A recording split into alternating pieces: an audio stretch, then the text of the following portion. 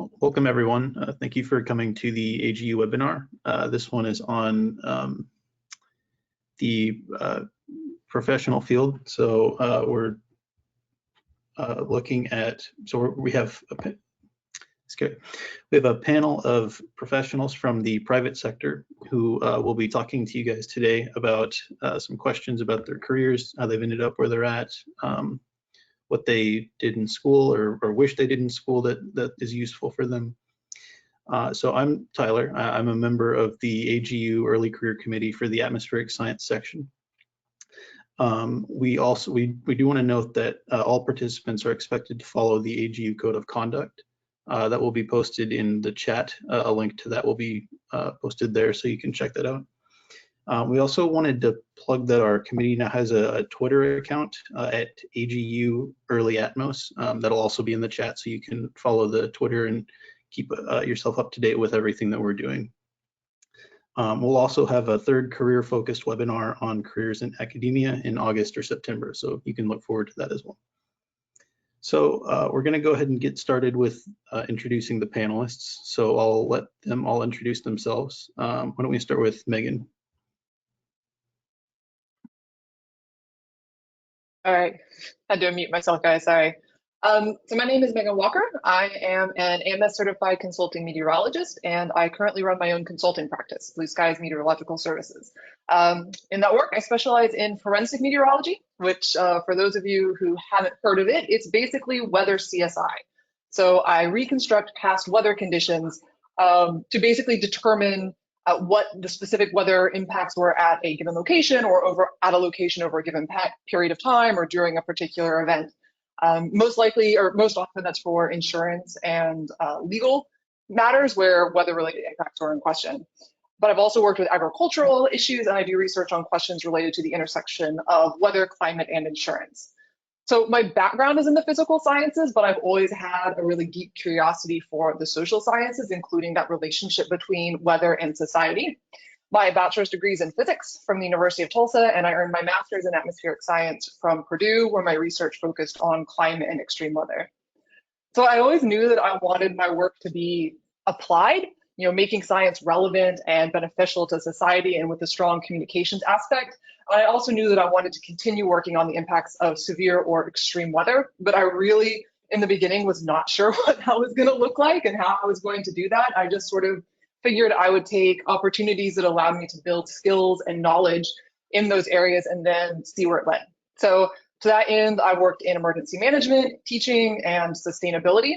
And I actually stumbled into the field of forensic meteorology about 10 years ago when a family member was involved in a legal case where weather was a factor, and she asked me to look into some weather conditions. And in the process of doing that to help her, I realized that forensic meteorology and consulting is actually a viable career path and is super fascinating. So I ended up founding Blue Skies at that time, and it was a side gig for about 5 years until Hurricane Irma hit Florida in 2017. And like, I don't know how to say this without making a really bad pun, but like there was a flood of insurance claims, and I ended up getting so busy that I couldn't keep working 2 jobs. So I quit my job at the University of Florida and started consulting full time. And that's what I've been doing ever since. Great, thank you so much. Josette, you want to go next? Yeah, that sounds good, thanks. So hi everyone, my name is Josette Marrero, and I am currently the Senior Manager of Southern California Operations and a Lead Air Quality Measurement Specialist at Sonoma Technology. So we're an environmental consulting company of about 80 people, so still kind of in the small business category. I've been at the company myself for 5 years now. I started as an air quality scientist and kind of worked my way more into kind of a management position. So my specialty within the company is really it's measurements focused work. So a client will come to us, whether they're an industrial facility, a government agency, or a community group that wants to know more about their air quality, or they're being forced to meet regulatory requirements for monitoring. They'll come to us and they say, hey, help me find the right solution to do my monitoring needs. And so we help them pick equipment, you know, figure out what makes sense for their budget and for their infrastructure, the setup and all that stuff, and kind of help put it together.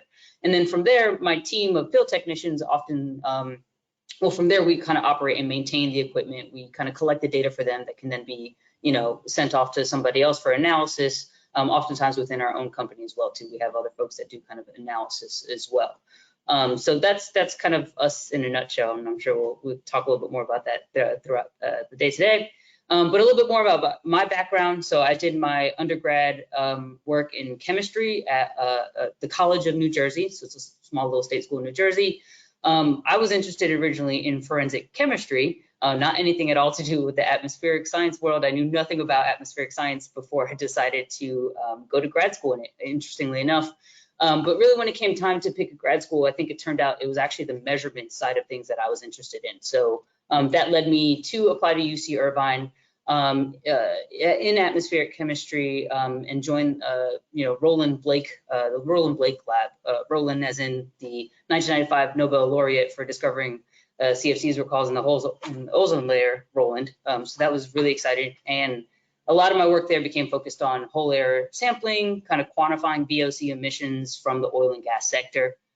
After that, a lot of the work we did, we also kind of worked on a couple different NASA projects where we were able to fly on their flying laboratory aircraft and collect measurements in different scenarios. So with that, I took my background and applied for a NASA postdoctoral position, which I received the fellowship for. I did 3 years at NASA Ames Research Center in Northern California, where we had access to an aircraft, and it was really awesome. It was a little fighter jet, and I got to fly in the backseat a couple times and live out my Top Gun dreams while kind of doing some greenhouse gas measurement work and satellite validation and things like that, which was awesome. So I was there for about 3 years and then decided to make the switch into the private sector. Mostly to be real, I kind of wanted a little bit more management and other experience, but I was living in the Bay Area by myself, and parts of America can be pretty expensive, and so I needed a little bit more money. So that actually happens in the private sector, to be honest, right? It's definitely one way that can drive people to look into outside of kind of the regular research traditional roles as well too. And so, yeah, that was about 5 years ago, and that's where I've been now. So excited to talk to everybody today and answer some questions. Thanks, Josette. Rebecca. Thanks. Yeah, my name is Becky Adams-Seelan. I'm a senior scientist for a company called Atmospheric and Environmental Research. We're a smallish company of about 120, 130, somewhere in there, number of people. And we kind of are an interesting mix of folks. We're divided into 4 different divisions. I sit in the research and development division, the R&D division, which is about a quarter of the company, and we function very similarly to, say, a national lab. We write grant proposals, seek out funding from NSF, NASA, NOAA, et cetera, and do the research, publish our results. We collaborate with universities, a whole bunch of different universities, and it's really kind of self-led as to where, what kind of research interests you.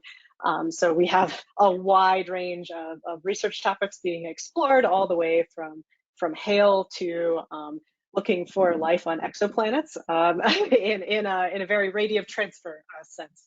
So yeah, there's really a wide range of things, and that's something that I enjoy out here. That it's definitely not you're definitely not pigeonholed into specific areas of research. The other section of other sections, I guess, of our company, we have some sections that deal with space weather, or one section that deals with space weather, and then another that does a lot of government contracting, more long-term contracts for the Department of Defense, Department of Commerce, that type of business, things like developing algorithms for the GOES-R satellite, and doing a lot of cloud detection work for the Department of Defense. So yeah, that's kind of what AER is. We are owned by a bigger company, Verisk, which is a insurance services company, but we really function autonomously, and Verisk generally lets most of the companies that it owns also function autonomously. So that's also kind of nice.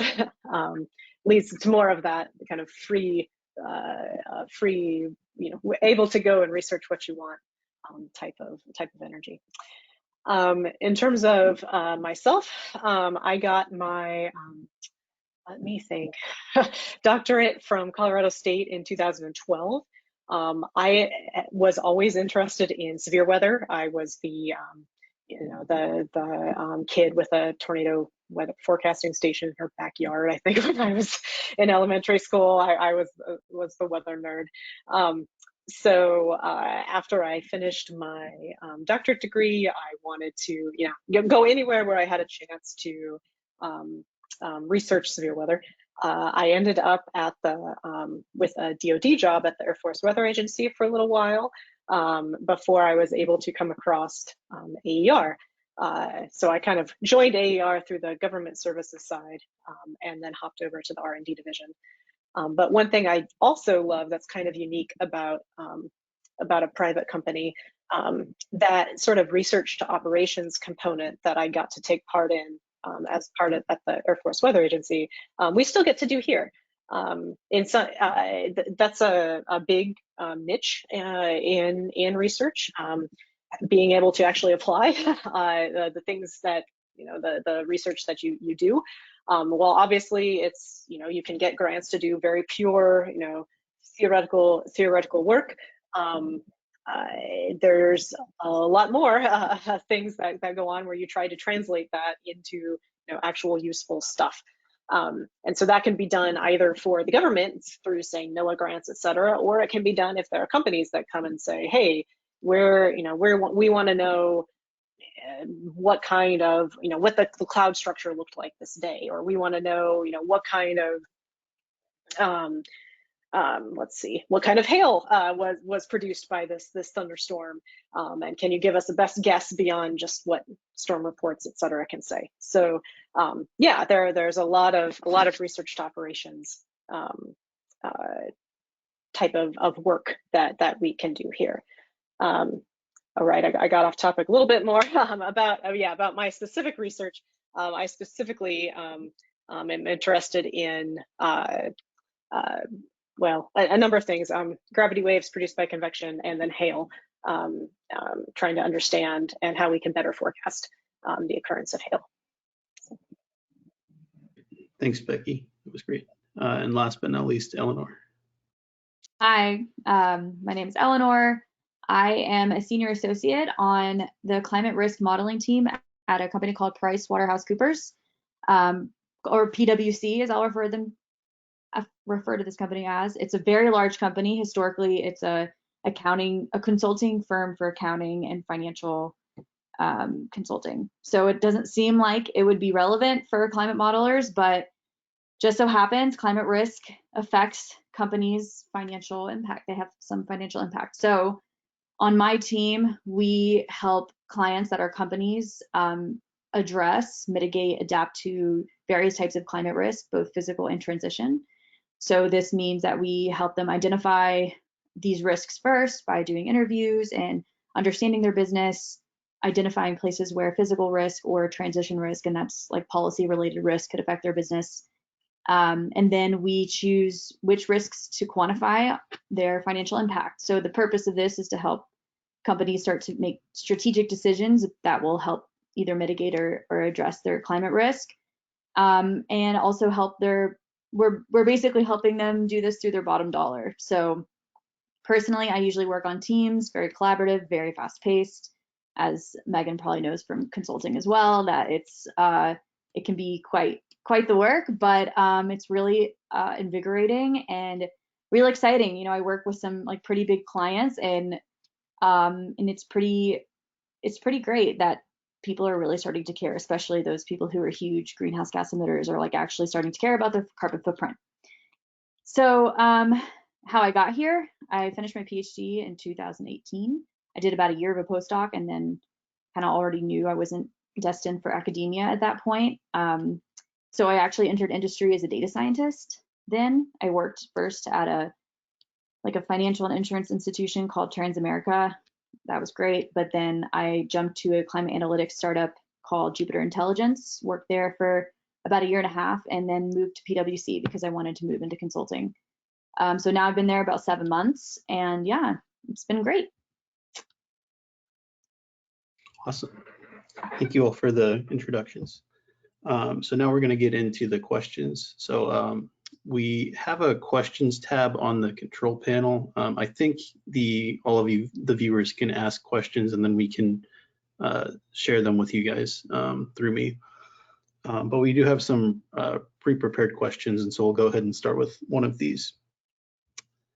What skills or knowledge do you wish you had coming into the private sector that you didn't have before? I'll go ahead and take my video off, but you guys are, yeah. Eleanor, if you want to start. Sure. Yeah, so I wish that I could have had more instruction on making myself marketable to those in the private industry. So as academics, we're used to communicating with other academics, and we're used to talking about the deep details of the nitty-gritty science. And oftentimes, at least I've found that people that are going to hire you in private industry may not, one, understand what you're saying, and two, be interested in some of those nitty-gritty details. So I wish I would have had more training on like writing my resume so that it attracts people in private industry, how to interview and talk to people and like succinctly talk about my research or climate science in a way that's interesting and to people. And also building like a portfolio in the case of data science, building a portfolio that is marketable. I'm going to second what Eleanor said. I mean, for me, a lot of it was that sort of figuring out how to communicate in a way that's going to be like attractive to potential clients. So a lot of it for me was those practical things relating to running a business. Like I'm a one-person show, so I do all the business development, I do the client acquisition, I maintain my website, you know, and I'm naturally kind of, which I normally I love because I like having doing a bunch of different diverse things, but I'm also kind of introverted. So the idea of like going out and pitching myself and my services was definitely a learning curve. So I wish that I had maybe a mentor in that area. Would have been super helpful. Yeah, I think following up on that part, like the introverted or kind of selling yourself part, I think, you know, presumably a lot of the folks here listening in on this, you know, we went to grad school, we did all that, right? So the technical side of things, you got to have your confidence in, right? You should have your skills. You know, if you just come out of a PhD, you know what you did, right? You just spent the last 6 years doing it, right? So you got to have confidence in that technical side of things. Maybe a little bit different for myself. I stayed kind of still in a similar realm, like in atmospheric science, you know, still for the most part, hey, I want to answer this question, I want to do a measurement, right? So maybe a little bit different from some of the financial thing. And a lot of people I work with are still science folks, especially at some of the different agencies and things like that. But I think a big part is like the self-promotion and advocating for yourself. I think one of the biggest things that was scariest for me when I was applying for these jobs and talking to folks and getting job offers and things like that was like salary expectations and other things like that. And I think so often, and I know for me as a woman in science, you don't really, okay, yeah, that sounds good, right? And you're not thinking to, wait a second, the market value might be higher for this, right? Like, and so one of the things I did personally is I had friends who had started their own businesses or they worked in the financial field. And I went to them and I said, hey, how do you interview? How do you talk for yourself? How do you say, you know, I don't think they're offering enough money. Like, and I worked with them on trying to getting those skills into what I took back to the company. Because if they want you, and they probably do, they're just trying to get it for cheaper, right? You know, you got to figure out how to do that self-promotion and kind of advocate for what you think is, you know, your value. So yeah, that was an interesting one to have to learn. Mine was a little bit different, although I completely hear you on you know, the needing to learn how to market yourself. I wish I had known that there were that the opportunities to do academic style research in the private sector even existed. I did not know that that was an option. Yeah, it can be really easy when you're in that, you know, that PhD realm to get locked into the, well, I need to go get a faculty job and get a tenure track position. And there's actually a lot more out there. I wish I had known that.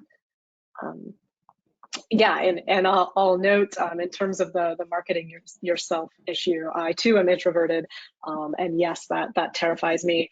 But you even in academia, I don't think you get away from it entirely. You've got to write grant proposals, and that's all about selling. Oh yeah, I could definitely do this research, and I could do it well. So yeah, being able to market yourself skill, it's I think universal, and it's a good thing to try to work on and nail down.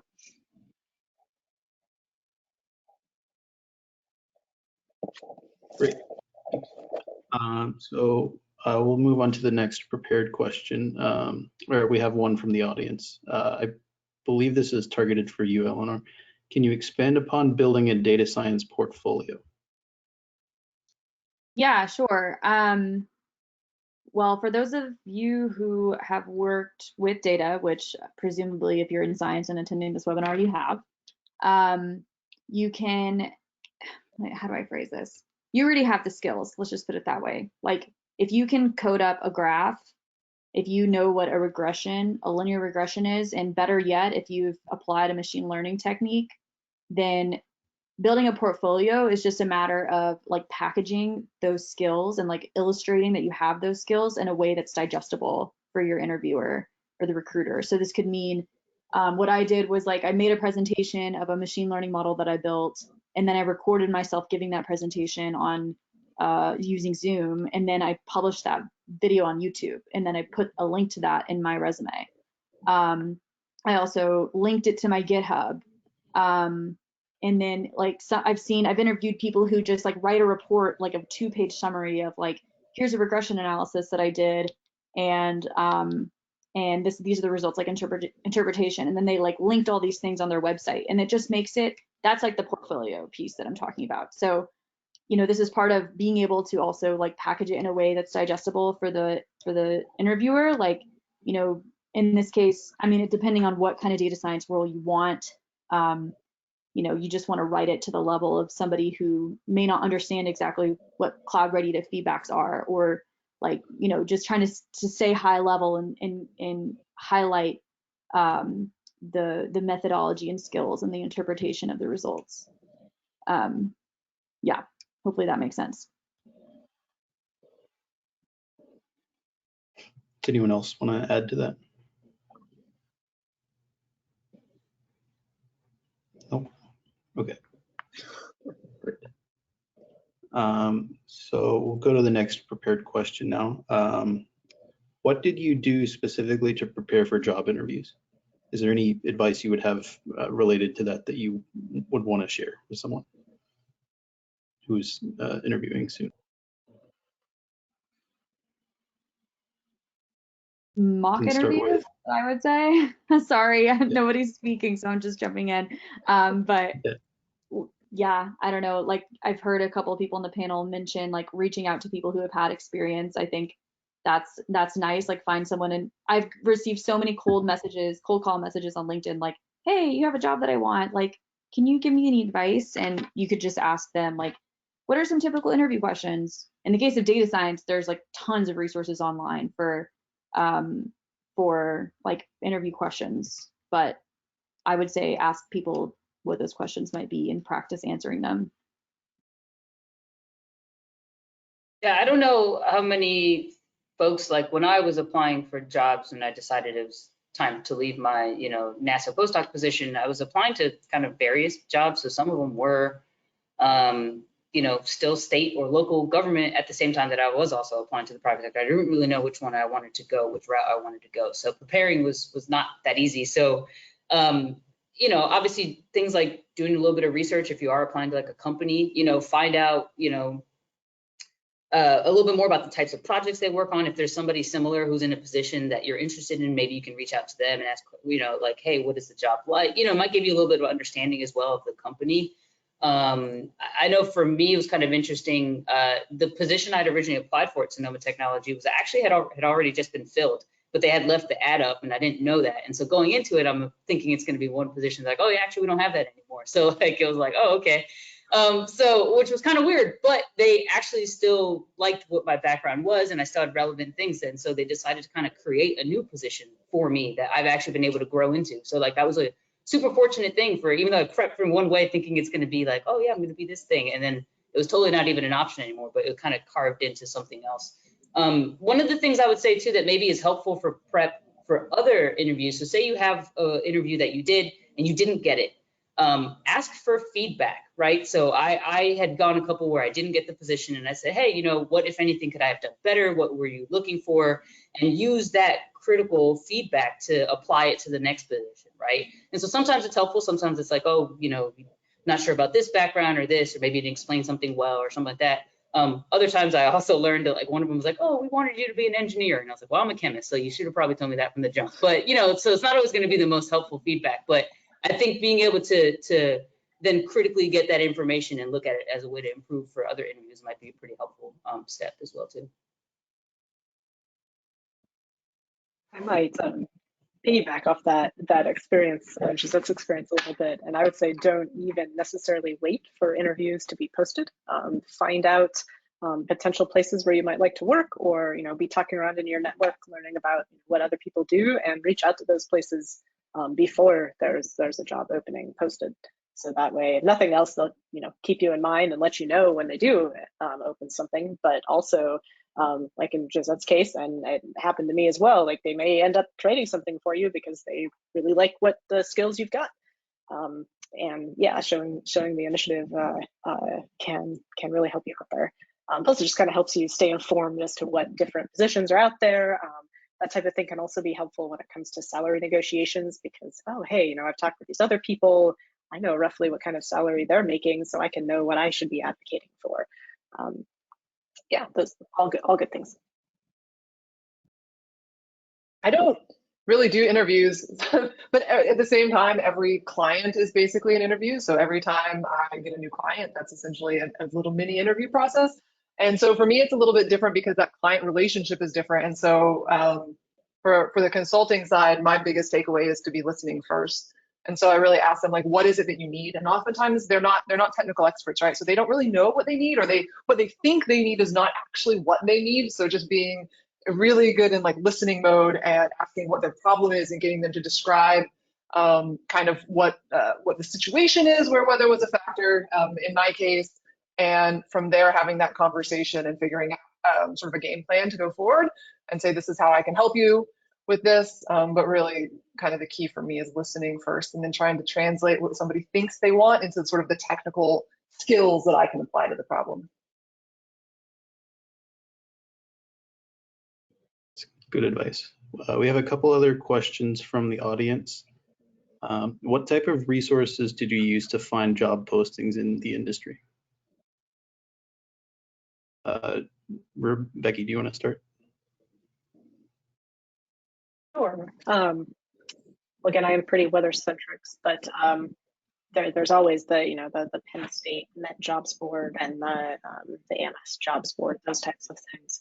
I also found it really helpful to, when I'm at large conferences, say AMS, AGU, these types of things, go up to the people whose work you're interested in and just kind of sound out, oh, hey, what kind of research are you planning to continue doing? What's your institution like to work at? Hey, do you know if there are going to be any job openings in the next few years? And yeah, just kind of get more information, find out the lay of the land that way. Because yes, a lot of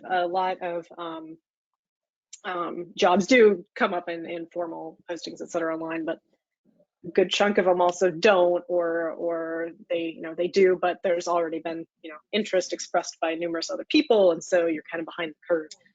So yeah, just finding out as much information as you can about jobs in the field that you want to get into by talking with folks in person is really a good way to go. Yeah, I think utilizing meetings and conferences and other things like that, especially if there are ones that are, like I was working on a project where we were doing methane, emissions, understanding methane emissions from the Barnett Shale. And so I went to a meeting that was a lot of people that came together that were all worried about like methane in the oil and gas sector. It wasn't just universities that were there. There were other like companies that were there as well too. And it was like, oh, well, they're clearly doing work that I'm interested in. It's a similar field. So I kind of had spoke to some of the people at that meeting as well. I had gotten business cards made as a grad student my last like year and a half as I was wrapping up, to be able to hand out at meetings and conferences and other things like that as well too, and just try to get that information to folks. And a lot of that informal kind of networking is where you find out about positions or meet people and can see what's available to you. I also, how I found out about Sonoma Technology was an interesting case. I got invited to sit on a NASA review panel. So people submit, proposals that they've written, and I was part of like a 25-person committee that sat and we actually reviewed their Rose's proposals and decided who was going to get funded. As I was flipping through some of those things, I was like, oh, Sonoma Technology, where's that? What do they do? And I was like, just seeing the name on a piece of paper, I found out about them, looked them up, and was like, oh, that seems really or interesting. Like, let me see if they have positions available as well too. So sometimes it's not even the very traditional, way of doing things. It isn't just meeting. It was kind of just at random. I heard about them, but I, paying attention. All right, I was in the kind of job mode and kind of always looking to see what other companies were out there, knowing I wanted a change coming up. So yeah, kind of being alert. I don't know if other folks have a lot of experience with looking at LinkedIn and things like that too. I've been looking a lot, or every so often you kind of look to see what's out there as well too. So if other people have experience with that. Yeah, I was going to recommend LinkedIn. Yeah, I've used LinkedIn quite extensively, especially for data science. Whoever asked that question, if you're interested in doing that. Frankly, most of the jobs that I have, actually all 3 of the jobs that I've landed have been through connections. So either someone has started to work there that I knew from like grad school or through the academic field. When I got the job at Transamerica, that was because a friend of mine in Denver was a data scientist there. So, don't be afraid to speak to even like people that you might just have mutual connections with about working with them. This is just piggyback on what Eleanor said. When I was like super early career, I did not realize that most jobs came through networking. I was all about like looking for postings and applying. And like Josette said, where you like the position was already filled and you were like late to the game. And so it was once I finally understood that most jobs, most positions, so many opportunities come from networking, it's kind of just a mental shift. And I found that super helpful to just be on the lookout and be upfront. I was, I told you I'm introverted, right? So I'm kind of shy about being like, so, I'm kind of looking at jobs and like yours sounds really interesting. Don't do that. Just like, it's totally normal. People are looking for positions. Just kind of own it, review your skills, have confidence in yourself, and just say, hey, I think that what you're doing is really interesting. I'm looking to move into that field. Do you have any advice? Or do you know of any opportunities maybe, since you're much more connected with that than I am? And just be super upfront and fake it till you make it if you don't feel the confidence when you're just starting out. I just kind of want to add one more thing here that what Megan just said is like, one, it may seem intimidating to like network, but now that I've been in industry and I've met tons of people from different walks of life, to get a message from someone that's like, oh, my friend so-and-so, or like you went to school with so-and-so, I'm like, oh my gosh, somebody that I know is interested in industry. Yes, I'd love to talk. So even if it's like a remote connection, I'm like, yeah. But then on the confidence piece, like the number of people that I have gotten in contact with who were in grad school or whatever, I know that they have awesome technical skills and they're like, yeah, I'm kind of a good coder. I'm like, no, you are a great coder. Like if you did anything remotely science related and had to make plots, like you've got the skills, like own it. And I guess it's hard because you don't really know what the skills are like of the other people in industry. But, I can tell you from speaking to countless people in science, like, you're miles ahead of a lot of the other applicants that you might be competing with for a private industry position. Yeah, I was going to say, to some regard, you're almost not necessarily faking it, right? Because you can have that background. And a lot of the times, like you mentioned, Eleanor, maybe who you're talking to doesn't have the same knowledge that you do, right? Like they don't necessarily know. So don't sell yourself short by thinking you're faking it, almost to some extent, right? Like you might have kind of more of that information there than you realize. So agree with both of you guys there. Yeah, my faking it was more the confidence, faking the confidence that you don't necessarily feel. Fair enough. Yeah, sorry, one other thing. Yeah, I could, I always found the networking really draining due to my introvertism. And so one thing you can do to kind of calm everything down instead of feeling like, oh my God, I need to talk with every single person here. Like, it's okay to find like 2 or 3 and like, just focus on making some really high quality connections instead of freaking out that, oh my God, I have to talk to every single person. Yeah, it's okay. You know, slow and steady works too. So. Yeah, that's all sounds like really good advice. We have one that should be pretty quick from the audience. If you're comfortable sharing, what is the range of entry-level salaries at your company? My company is me, so I'm going to opt out of this because I'm not a data set. Yeah. I think at my company, like I said, we actually have a really wide range of departments. So part of what we do is measurements, but we also have data analysts. We also have software engineers because we also develop our own websites to display data and things like that. And so it actually totally varies based on which department you're kind of looking at. For somebody coming in with just an undergrad degree, maybe they want to do, like field measurements, right? A lot of my team is like field measurements. So we're probably in the 80-ish, 80K or so category. If you're up to kind of more into the data side of things or management or other things like that, you're coming with a PhD, you're probably looking at the, over 100K kind of area. So we're, somewhere, if you have a master's degree, if you've done data analysis coding, you're probably somewhere just under that. So that's probably typical. I don't think it's that crazy. Our job posts the things on their website as well too with interviewing or with the job postings of salary ranges are on there.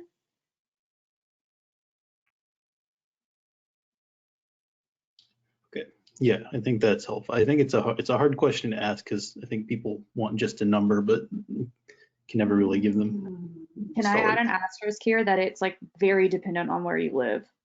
Like the starting salary for someone in San Francisco sounds a lot higher than someone living in Denver, for example, which is where I live, but it's supposed to scale to the cost of living. Yeah, I definitely should preface that. We are a California-based company, so there are California rates. Yeah, but to follow up on Josette's comment, like I've found it's highly dependent on your experience and your what you're applying to. So like the salary ranges for someone even as like a data scientist with the technical skills, at least whenever I was entering, is very different than when I entered consulting. So like typically consulting people get paid a lot. They also work more. But I would say, at least in my experience, like having entered data science as a PhD, what I was told and what seems to be the case is like, do not accept less than 100K, no matter where you are in the country. So there's that. That's that number that I'll give you. That's data science specific. Well, I'll just throw out here because we're probably at the other end of the scale. The closer, the more academia adjacent you get, the more the salaries go down. Government grants don't pay a lot, alas. Yeah, we just hired somebody, and it's typically when we hire somebody, it's usually like a straight out of like a postdoc type thing, with the goal of PhD becoming a new PI, and so it's, I believe, right around in the 80 to 90K range. One nice thing about private industry is that you're not tied to like the state government. If you're a faculty person working for a university, you've got the legislature has to give you a raise, whereas private industry, it's a little more tied to you have more control over it. That's a good point, because I was going to say where I came in is not where I'm at now, right? Like, so I know I came in at a certain amount, and then within just a few years, working my way up with the company, getting more added on and things like that, the salary's already gone up probably 30K or more from where I started, and that's just in a few years' time. And that's what's awesome about some of the private sector opportunities, is that it can happen, and it can happen quickly, and you're not tied to a certain pay scale or any of those other things. And it can also very much be dependent on what you put in, right? If you go hard, if you put in great work, if it's a good year for the company, there's profits, there's other bonuses that can come with that too, stock options, things like that, right? So there's more that goes into it also than just the salary, and in the private sector, it often doesn't have to stay there for very long. So another one from the audience, what made you choose to work in the private sector versus other sectors? And do you feel satisfied working in the private sector? I'll take this one. I mentioned in the beginning, like I'm really into, I wanted to do applications. So I wanted my work to be used. I wanted to see that direct connection between what I was doing and how it was benefiting, in my case, clients or just, yeah, I wanted the more of the churn, and I wanted to be able to see the application of the work that I was doing. Yeah, I think I was saying before, I said at the beginning, and I don't think I'm not lying when I say it, I wanted an opportunity to get out of kind of the government where what, postdoc, we were held in at a salary, and there's maybe a little bit more, but there's not a lot of opportunity for that salary to go up. So for me, it was partially staying true to kind of what I was interested in, right? So how do I find something that's in atmospheric science, air quality, but is going to give me an opportunity to make a little bit more money and grow into different, I wanted to do more management. I wanted to be able to kind of take on a little bit more responsibility, maybe manage other people and things like that, right? So all of that kind of, to me, was like, well, maybe I need to get outside of the academic world or the research world to kind of be able to do a little bit more of that. For the most part, I think I'm pretty happy with the choice I made. There are definitely opportunities or times where I look back and I'm like, man, I kind of miss research stuff, right? Like, I get it. I loved my postdoc position that I had at NASA. Like, it was awesome. I got to work with really cool people and I was doing great science and I liked it. And it was really a lot more relaxed in terms of like my schedule. But you get to a point where you're ready to grow into other things as well too. And so that was partially why I wanted to switch over. Yeah, I think for me, I don't know. I don't think research, I kind of got the sense that research wasn't my favorite, even in my PhD. I don't think everyone may have had that, which is one reason why I went into data science. I realized I really liked the coding aspect. I mean, I do like science, but I really like science, but the research part for me, like having to write grants and papers, like that was always kind of hard for me. And what I realized is I really liked the collaborative nature of the science. I liked the math. I liked the coding. So that's initially why I pursued data science like full time. But realized I really did like the climate science part, which is why I moved back to climate analytics. And what was nice is that was still like and still it's like I'm still adjacent to the science. Like I still have to read papers. I'm still going to AMS. I'm hosting a session, by the way. Little plug there. You should submit an abstract. But anyways, to me, this is like the right level of involvement in the science that works for me. But really, it required like looking internally and thinking, what is it about my current position that I like and what I dislike, and where can I find more of that, more of what I like, and what am I willing to deal with in terms of like a typical dislike. So, yeah. So I entered the position that I'm in because I wanted to work remotely. I had, number of family commitments, and I wanted to live in a certain part of the country, and there aren't, research labs springing up in the middle of Nebraska. So I wanted to work remotely. And as a private company, AR offered that opportunity. And once I kind of got more into it, I realized, wow, this is really neat, because as a private company, you have the option, things can change. Suddenly remote work can become okay. Remote work becoming okay is suddenly much more widely available now than it was 10 years ago. But remote work can become okay, or other types of we can say, oh hey, I want to set up maybe a new mentoring system in our company, and hey, it happens.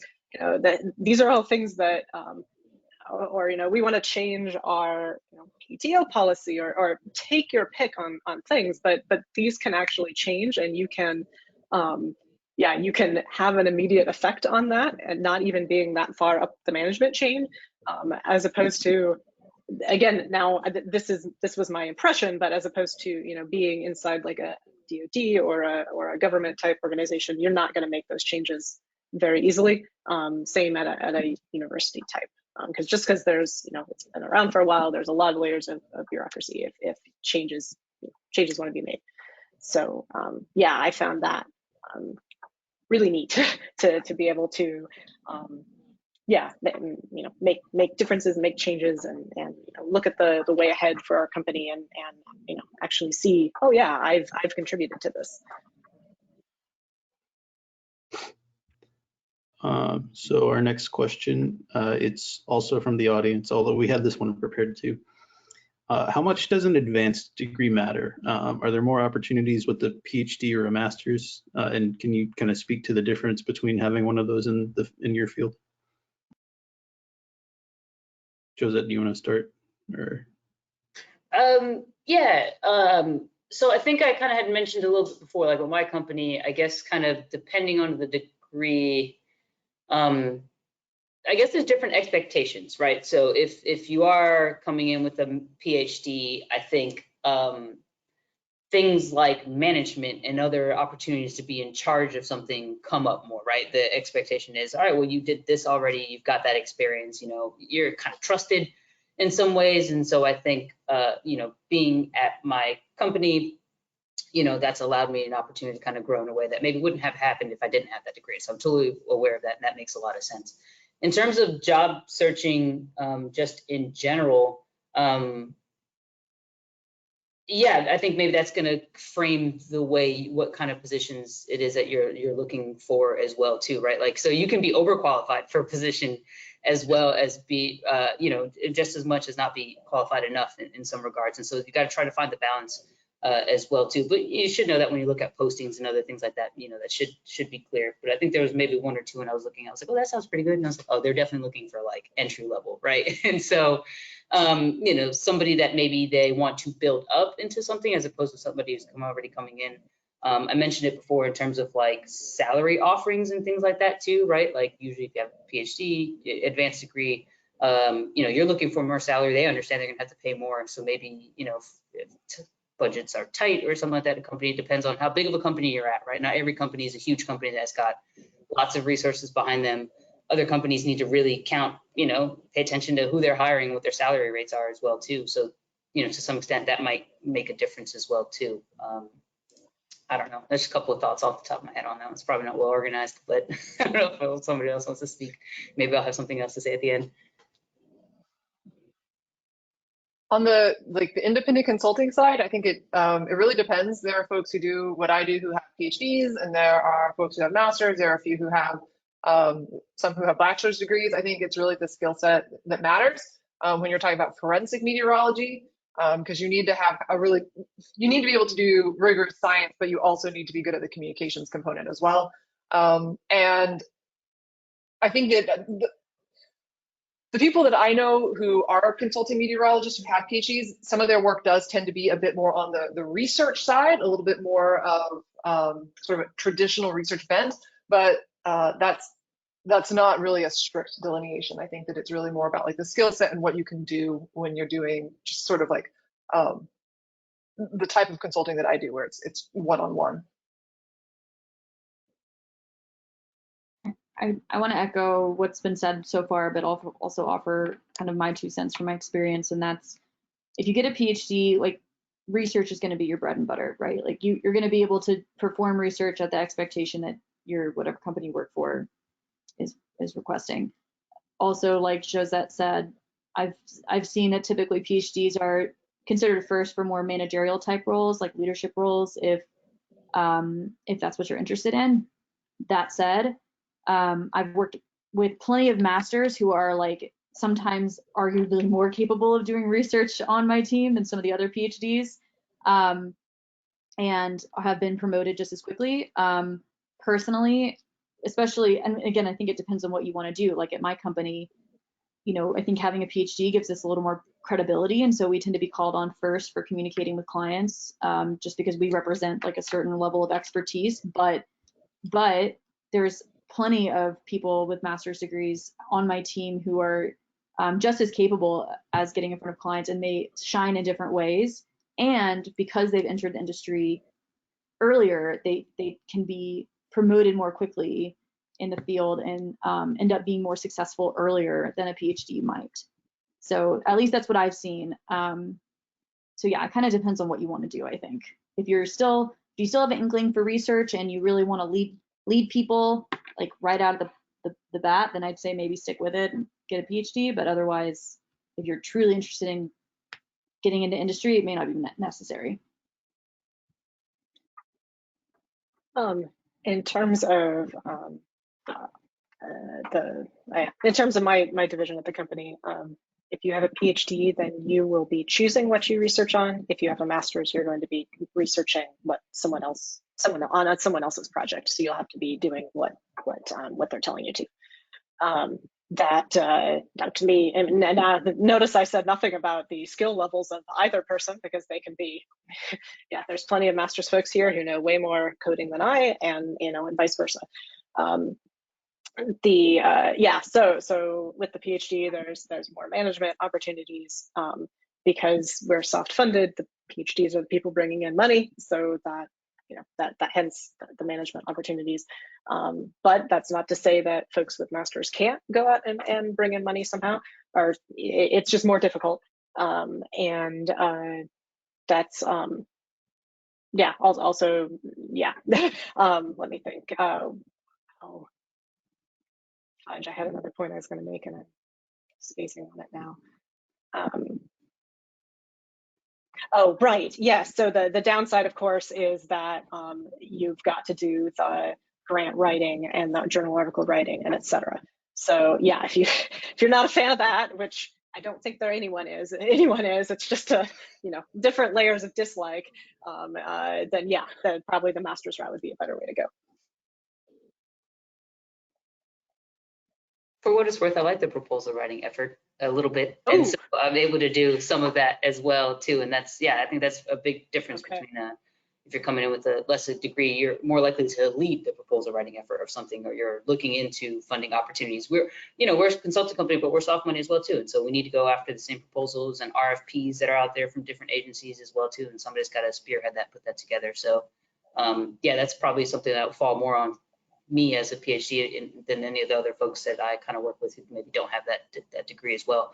But to mention what Eleanor said too, is like the credibility part of it. I think, at like my company, they strive to make sure that they have, a good number of PhD folks who are coming in that have that background. And so that you look at the company, you're like, oh, wow, you've got all these people who have, PhDs. And so that's kind of helps us, I think, as well with maintaining a reputation as our company and all that other stuff, and being the ones that people keep coming back to over and over again as well, too, because we have that to lean off of. We have a wide group of people with a lot of experience, wide breadth of knowledge.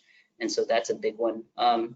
And one of the other things I didn't mention at my company as well too, that's maybe it's a different kind of thing that I haven't talked too much about, is like kind of the litigation side of things as well too. So part of what we do in my company as well is we sometimes help in court cases. For example, like the big VW cheating emissions scandal that came through, like that my company had people who worked on that, put together some of the things, and we testified in court, somebody from my company and things like that. And so that's something that, if you're going to go to that route, you have to have a master's or a PhD to be able to be, the person who does kind of the being an expert witness, or being the expert title, right? That comes with it as well.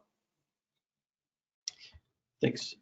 That's good. And I think he kind of answered the last audience question. So we'll wrap our last two questions up into one.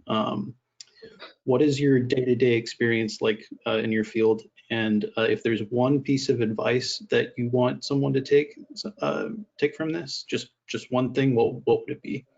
And we have 5 minutes, so let's do about a minute each if that's possible. I can hit it real quick if you want. Sure. Yeah, you can go. So mine is super diverse. So since I'm a one-person show, I do everything from data analysis to graphics to report writing to communicating with clients and invoicing, everything. And I actually love it that way. I prefer it that way. And so my piece of advice is that I was always worried about, I don't really like specialization. I like being able to be a jack of all trades. I love being able to learn new things and get interested in new things and try it out and implement it. And you can do that. You can find that niche. It exists. So my piece of advice would be, if you're that sort of person who thinks that, who dreads kind of specialization and wants to stay more broad, those positions exist for you, and don't give up on being able to find it. That sort of breadth of skill can be a real strength and can be valued. You just have to find the right place. I kind of want to jump off that since I'm consulting is similar, at least at my company, in that you need to have like a breadth. You're always investigating new things and learning new things, and to me that's like really invigorating instead of like focusing in on one thing that you become an expert on. And that's really why I thrive. And to that point, you don't necessarily have to thrive on like a broad understanding of many things, like a jack of all trades kind of deal. But my advice is that there is a job out there for you, like what Megan said. It's just a matter of getting in touch with, and this is comes back to the owning what you're good at. Like, get in touch with what you like, look at how that intersects with what you're good at, and then look for the jobs that are in that intersection. That's my advice. And that you like, obviously. Well, I already said that. Something that makes you feel invigorated.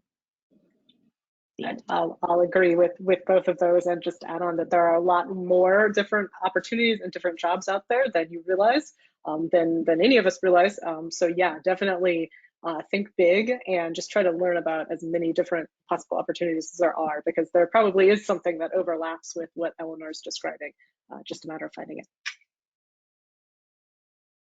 Yeah, I'll go talk first kind of what my day-to-day kind of stuff is too. So in similar to what other folks have mentioned, I do a lot of different types of things as well too. So I manage a team of like 6 staff.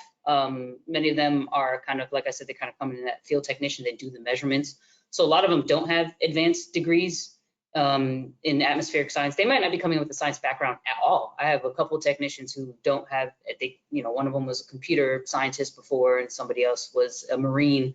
And, we have different people, we're looking for different skill sets, not necessarily that you have to have that degree. So part of my day is making sure, that they're prepared to carry out their work, that they're, doing what they need to do and keeping track of their things, but also kind of doing some of the mentoring and some of the training on the technical side of things. I use that as an opportunity to be like, hey, remember that, yes, you know how to push the buttons on the analyzer, but do you know what that means? What does that link to physically? And trying to make sure that people are making that connection still with the science as well too. So in that regard, it's a little bit more, kind of what we're probably used to in that kind of being a professor and kind of helping them guide in that regard, right? So I still have to do some part of that as well too, just given the different background that people have in my group directly that they report to me.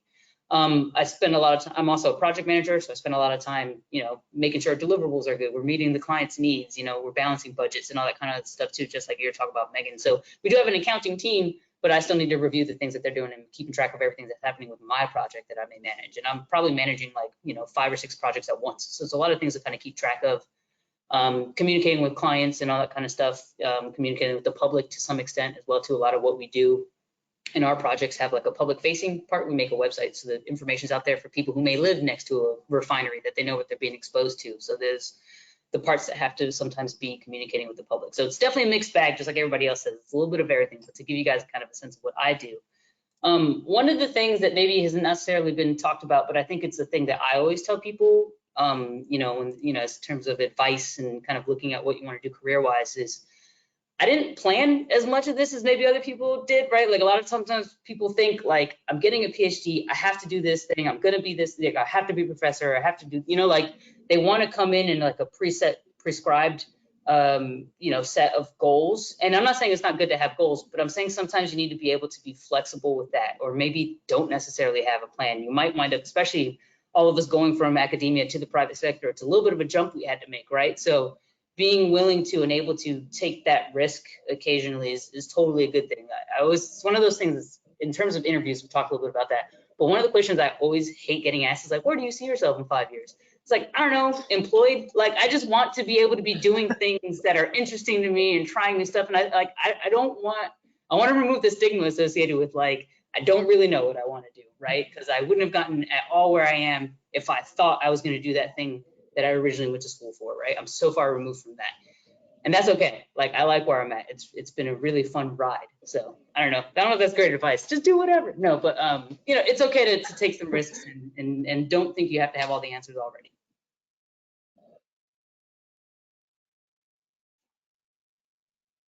Thank you all. I think those were really fantastic answers. I know I learned a lot, so I hope all of our audience did as well.